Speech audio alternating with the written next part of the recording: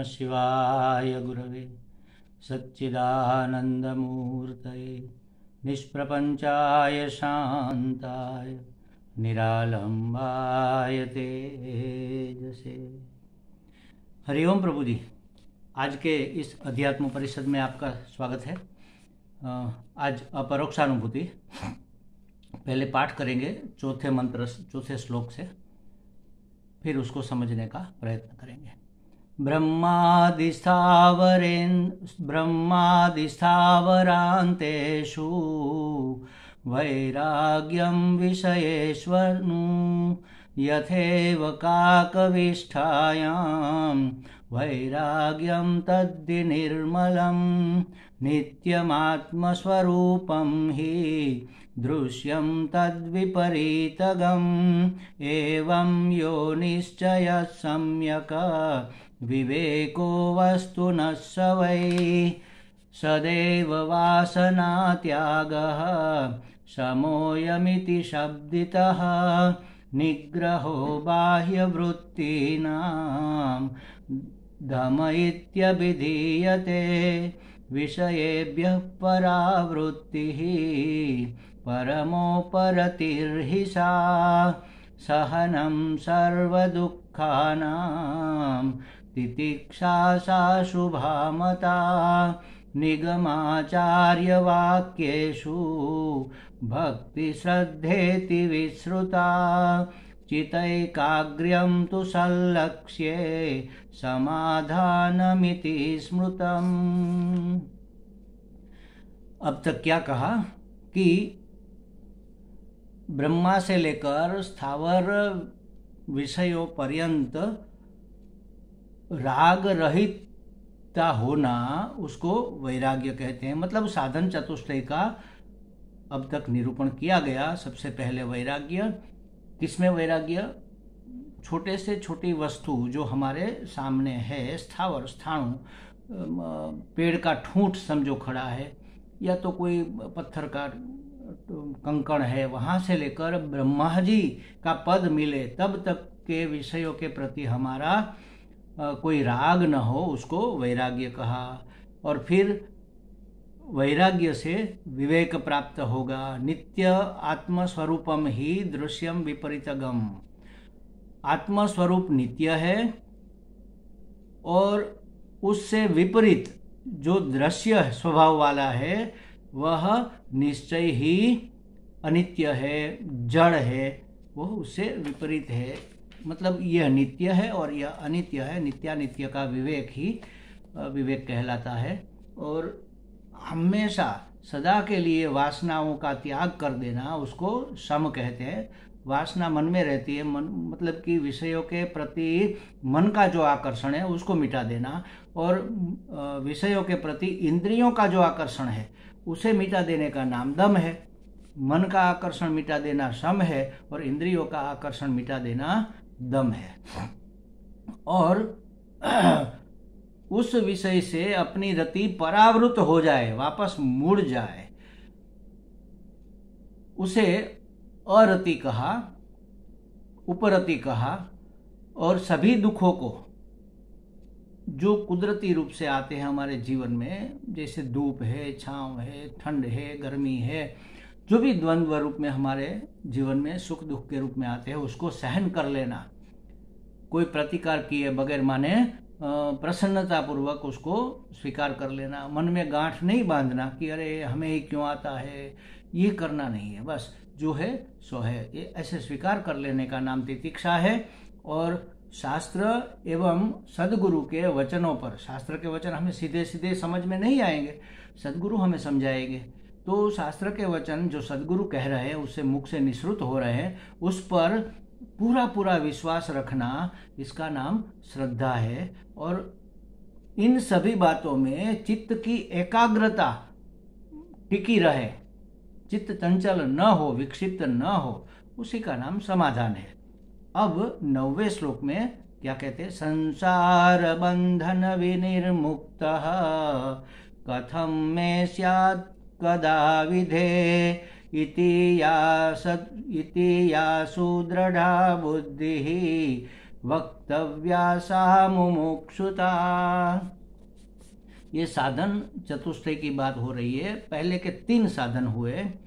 पहला साधन हुआ विवेक वैराग्य, 2 हुए।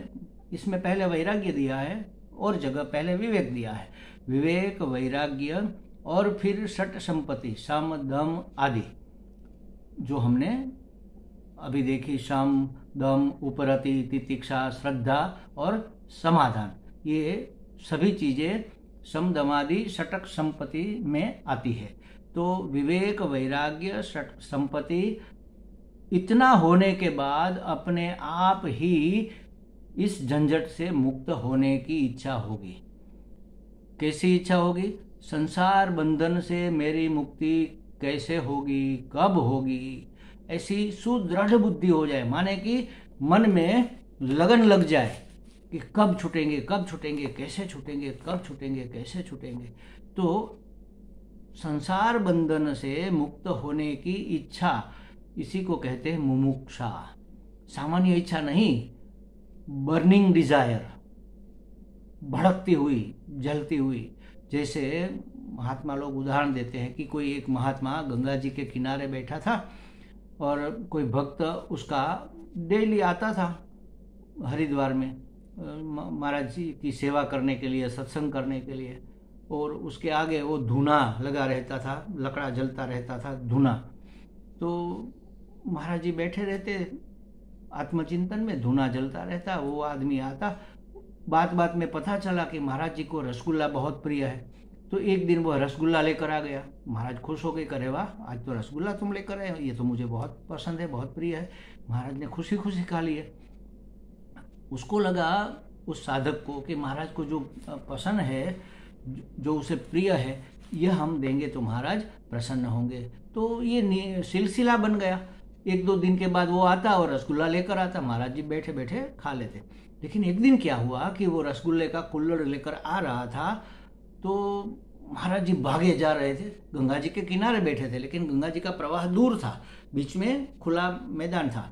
तो भागे जा रहे थे गंगा जी की ओर। वो सीधा उधर से महाराज के सामने आ गया और कहा कि लो महाराज जी, आपके लिए मैं रसगुल्ला लाया हूँ, आप कहाँ भागे जा रहे हैं? तो उसने कहा रखो, अभी वो सब बाद में। दौड़कर सीधे गंगा जी में कूद पड़े और 2-3 डुबकी लगाकर फिर वापस आए। फिर उसने रसगुल्ला खाया। इसने पूछा कि महाराज जी क्यों आप भागे जा रहे थे इतनी जल्दी? तो क्या हुआ था, वो जो धूना था उसमें से चिंगारियां निकलती है ना, तो एक चिंगारी महाराज जी की जटा में गिर गई और जटा में आग लग गई। अब जटा में जब आग लगी हो तब रसगुल्ला खाने के लिए रुकेंगे क्या?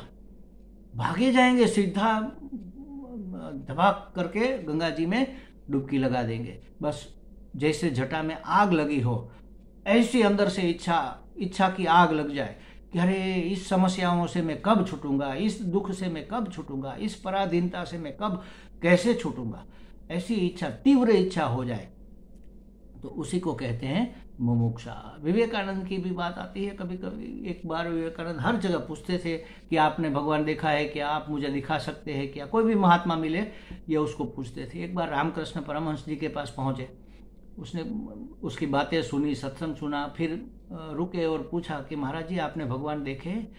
तो परमहंस जी ने कहा कि तुम्हें देखने हैं क्या, मैंने देखे नहीं देखे ये तुम्हारे लिए कोई मायने नहीं रखता, लेकिन तुम्हें देखने हैं तो मैं दिखा सकता हूँ।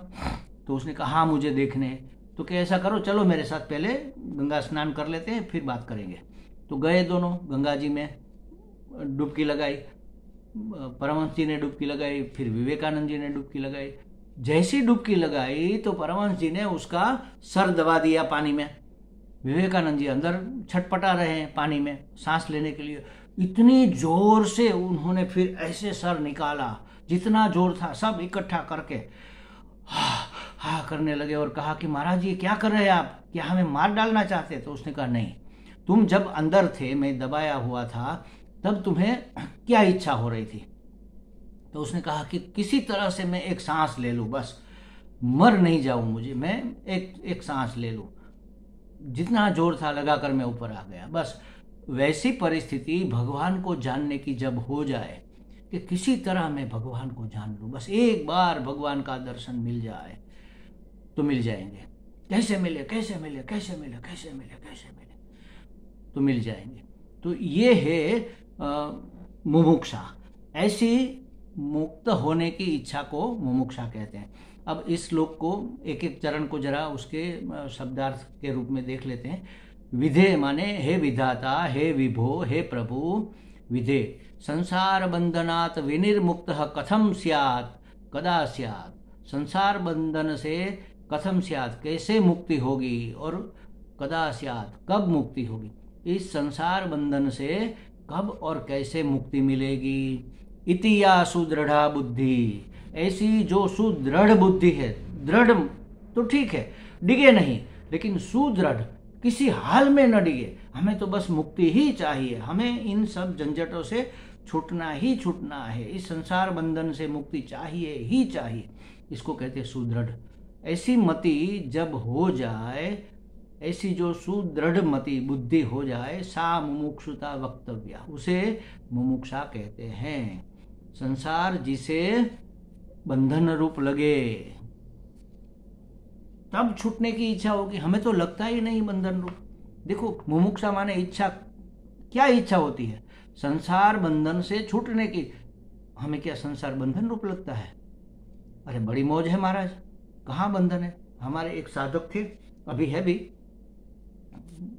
80 साल की उम्र थी, लेकिन बड़े यंग जैसे, एकदम फिट तंदुरुस्त थे, और ऐसे चलते थे जैसे कोई मिलिट्री का जवान चलता है। हर जगह चल कर ही जाते थे, स्कूटर वूटर का यूज़ नहीं करते थे। और हिल स्टेशन पर वो ट्रैकिंग करने जाते थे, अभी भी जाते होंगे शायद, अभी है। एक दिन ये सब बातें हो रही थी, तो उसने कहा कि महाराज, हमें पुनर्जन्म नहीं चाहिए, ऐसा शास्त्र कहता है। क्यों नहीं, इसमें क्या दिक्कत है? क्यों पुनर्जन्म नहीं चाहिए? हाँ, बस जन्मेंगे, मौज करेंगे, और क्या। मैंने कहा महाराज, आपके पूर्व के पुण्य ढेर सारे पके हुए हैं, इसलिए इस जीवन में आपको सुख मिला, सुविधा मिली, शारीरिक तंदुरुस्ती मिली, समाज में प्रतिष्ठा मिली, बेटे बेटियां सब अच्छे हैं, आपके घर वाले सब आपकी सेवा करने के लिए तत्पर है। ये सब आपके पुण्य का फल है। लेकिन ये पुण्य का फल जब खत्म हो जाएगा, और इस जीवन में आपने क्या क्या पुण्य किए याद करो, और क्या क्या पाप किए है याद करो।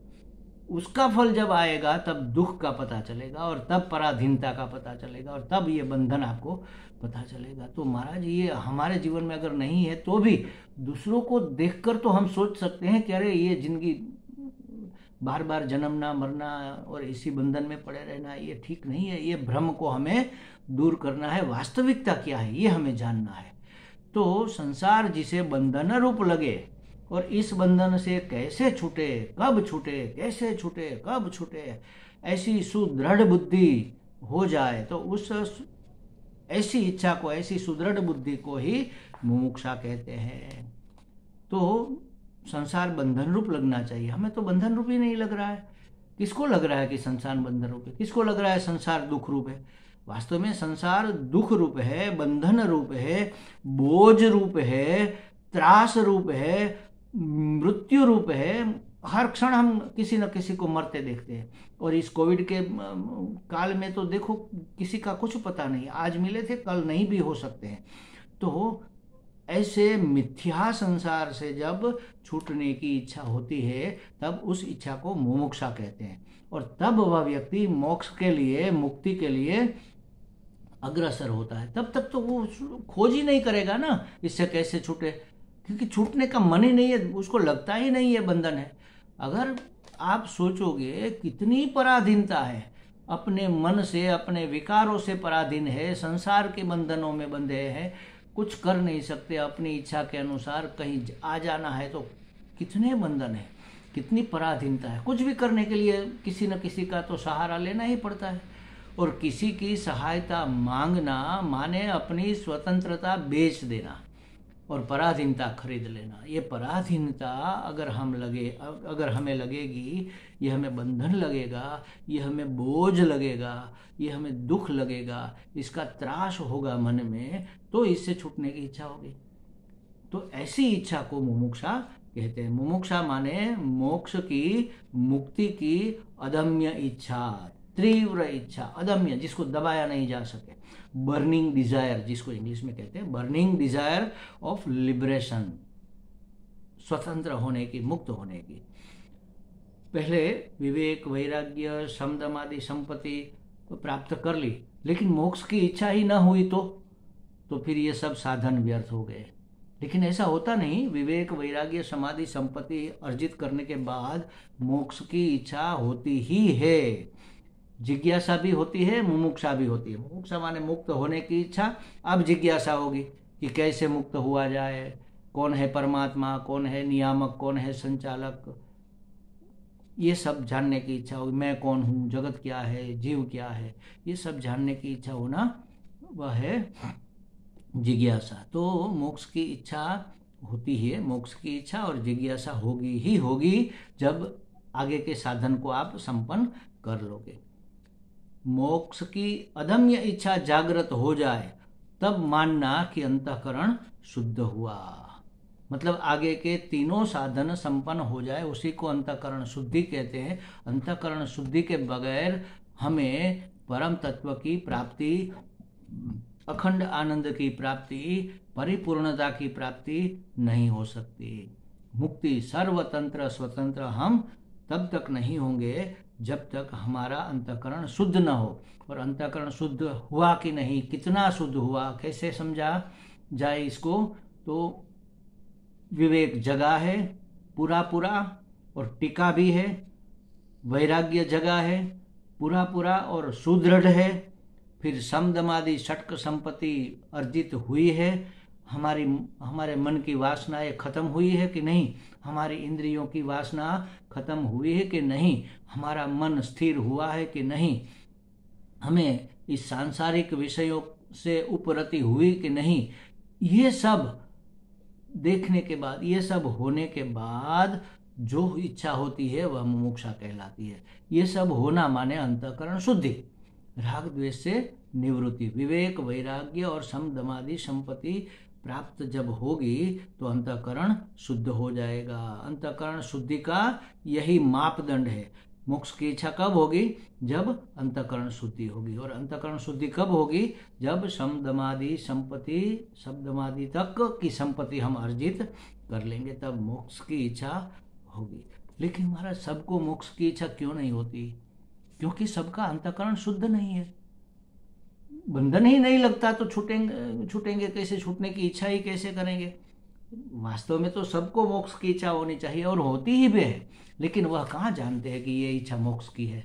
मोक्ष की माने दुख से मुक्त होने की इच्छा किसको नहीं होती बताओ? सबको इच्छा है कि हम दुख से मुक्त हो जाए, पराधीनता से मुक्त हो जाए। हर जगह पराधीनता है ना, घर में भी पराधीनता है।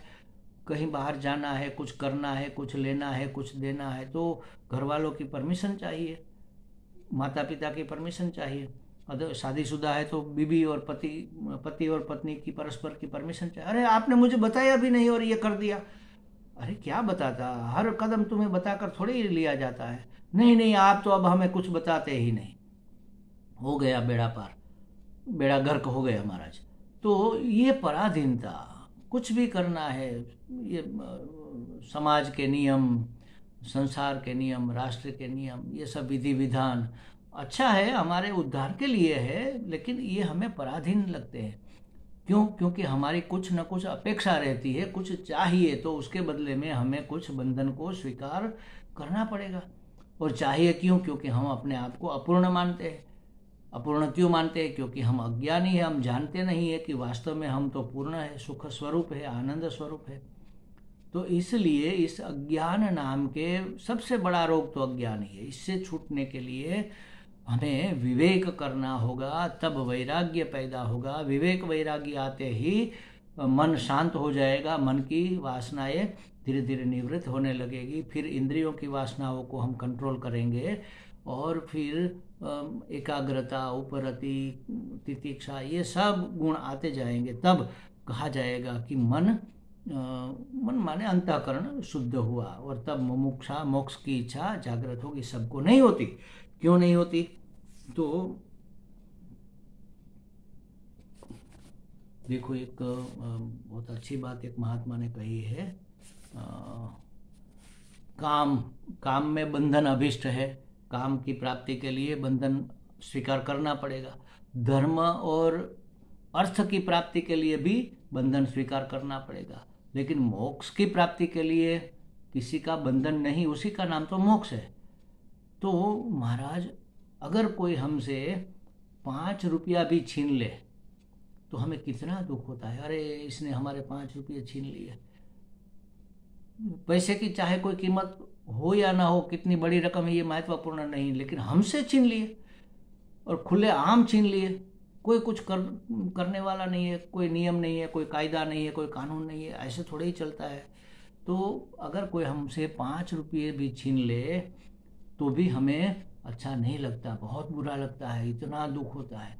बस उसी तरह हमारी स्वाधीनता अगर कोई छीन ले तो हमें दुख होना चाहिए, लेकिन हो नहीं रहा, क्योंकि हमें पता ही नहीं कि हमारी स्वाधीनता छीन ली गई है, हमारी स्वतंत्रता छीन गई है, ये हमें पता ही नहीं, इसलिए हमें दुख नहीं होता। देखो, मुक्त इस मनुष्य जन्म हमें मिला है, बड़ा दुर्लभ है, और ये शास्त्र मिला, ऐसे संत मिले, ये सब अत्यंत दुर्लभ वस्तु है। फिर भी अगर हमें मुक्त होने की इच्छा नहीं हो रही है तो हम क्या गंवा रहे हैं, इसका हमें वैल्यू ही पता नहीं है, इसकी कीमत ही पता नहीं है। जब इस सर्वतंत्र स्वतंत्रता की, इस पूर्णता की, इस अखंड आनंद की कीमत हमें समझ में आएगी, ढूंढ तो उसी को रहे, हमारे हाथ में ही है, लेकिन हमें पता नहीं। हम समझ रहे हैं कि ये कांच का टुकड़ा है और हम इससे खेल रहे हैं।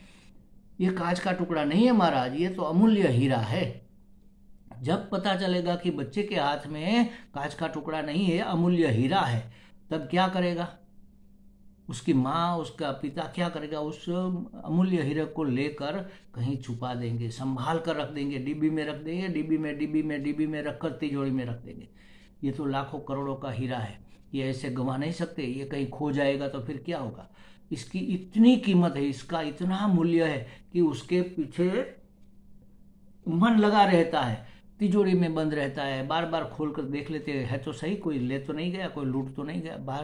जब बाहर जाते हैं ताला घर पे लगा कर, तब भी उसी की चिंता रहती है कि अरे वो लाखों का हीरा घर में पड़ा है, कहीं कोई घर फोड़ के कोई चोर आकर उसको लूट न ले, क्योंकि उसकी कीमत है, 5 रुपये की भी कीमत है, हीरे की भी। लेकिन हीरे से भी अनेक अनेक गुना अमूल्य ये मनुष्य जन्म मिला, जिससे हम मुक्त हो सकते हैं, जीवात्मा से परमात्मा हो सकते हैं, जीव से शिव हो सकते हैं, परिच्छिन्न से परिपूर्ण हो सकते हैं। ऐसा जो हमें जन्म मिला उसको गंवा रहे हैं। अमूलक हीरा है ये जीवन, इसको कंकड़ पत्थर समझकर हम व्यतीत कर रहे हैं, वेस्ट कर रहे हैं, बिगाड़ रहे हैं। ये बातें जब तक समझ में नहीं आएगी तब तक कैसे इच्छा होगी मुक्त होने की? ये बातें समझ में आ जाना, इसी का नाम विवेक है। ऐसा अगर हम सोचेंगे कि हमने आज तक क्या पाया और क्या खोया, और पाया वह खो क्यों जाता है, वह टिकता क्यों नहीं है, और हमें हर दम आनंद की, पूर्णता की, शांति की, संतोष की खोज क्यों रहती है, और ऐसी शांति, ऐसा संतोष, ऐसी पूर्णता, ऐसा अखंड आनंद, एक रस अखंड आनंद हमें क्यों नहीं मिल रहा, और कैसे मिलेगा? अगर हमें उसकी इच्छा हो रही है तो इसका अर्थ है कि कहीं होगा, तो कहाँ से मिले, कैसे मिले? ऐसी अदम्य इच्छा कब होगी? जब विवेक जागृत होगा। तब विवेक जागृत होते ही हम सोचेंगे कि भाई नित्य क्या है और अनित्य क्या है, क्योंकि हमें नित्य आनंद चाहिए, अखंड आनंद चाहिए। नित्यानित्य विवेक, सत्य मिथ्या का विवेक हो जाएगा तो जो मिथ्या है, जो अनित्य है, जो जड़ है, जो पराधीन करता है, उसके प्रति हमारी रुचि मिट जाएगी, उसके प्रति हमारा अनुराग नहीं रहेगा। इसी को कहेंगे वैराग्य। तो अब वैराग्य होगा, तब फिर इंद्रियों का संयम होगा, और तब फिर हमें मोक्ष की इच्छा जगेगी। सबको नहीं जगती, क्योंकि पता ही नहीं है कि हम पराधीन है। अपनी पराधीनता का पता चलना ये बहुत बड़ी बात है महाराज। हम क्या कर सकते हैं और क्या कर रहे हैं, इसकी तुलना जब दिमाग में चलने लगे तो समझ लेना कि हमारे पूर्व के बहुत सारे पुण्य उदित हो रहे हैं। इस मार्ग के प्रति रुचि जगना ही बहुत बड़ी कृपा है ईश्वर की, हमारे पुण्यों का बहुत बड़ा फल मिल रहा है। तो सबको मोक्ष की इच्छा क्यों नहीं होती? तो उसका कारण है कि सब के अंदर अभी विवेक जागृत नहीं हुआ है। कैसे विवेक जागृत होगा? तो हमारे उपनिषदों में कहा है परीक्ष्य लोकान, इस लोक की परीक्षा करो। कर्मचितान, जो हमने काम किए हैं, कर्म किए, उसका फल क्या मिला, उसकी तुलना, उसका चिंतन करो कि भाई ये फल मिला तो कहाँ है वह फल, क्यों नहीं टिका। इतनी मेहनत करने के बाद हमें ये मिला था, लेकिन धीरे धीरे धीरे वह भी नष्ट हो गया। पूरी जिंदगी भर हमने मेहनत की, पैसे जुटाए, अपना पेट काट कर पैसे इकट्ठे किए, कुछ अच्छा न खाया, अच्छा न पिया, न तो कहीं घूमने फिरने गए, न तो अच्छे वस्त्र आदि पहने, और पैसे बचाकर हमने एक गाड़ी ली और फिर गाड़ी में मौज से घूमने लगे। हाँ, अब हम खुश हैं, हमारे पास बढ़िया गाड़ी है। कितने दिन रहेगी? थोड़े दिनों में वह पुरानी हो जाएगी, बीमार होने लगेगी, रिपेयरिंग आने लगेगा, हो सकता है कहीं ठुक भी जाए और ख़त्म हो जाए। अरे हमारी पूरी जवानी इसको लेने के पीछे हमने लगा दी और ये ख़त्म भी हो गई। परीक्ष लोकान, इस लोक की परीक्षा करो, लोक से हमें क्या क्या प्राप्त हुआ, हर लोक में हमें क्या मिल सकता है। और कर्मचितान, किस कर्मों का फल क्या है, कब तक टिकने वाला है। जो कर्म स्वयं टिक नहीं रहा है तो उससे मिलने वाला फल भी जो अनित्य है वो कब नित्य टिकेगा।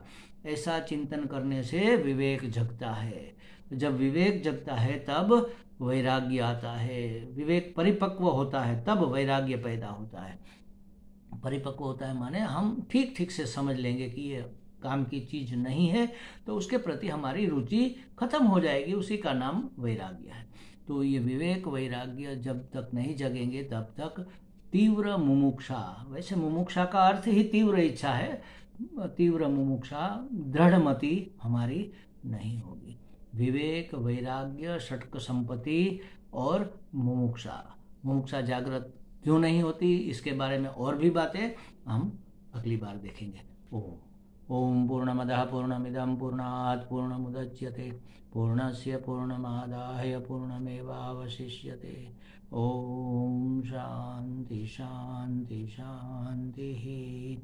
हरि ओम। श्री गुरुभ्यो नमः। हरि ओम।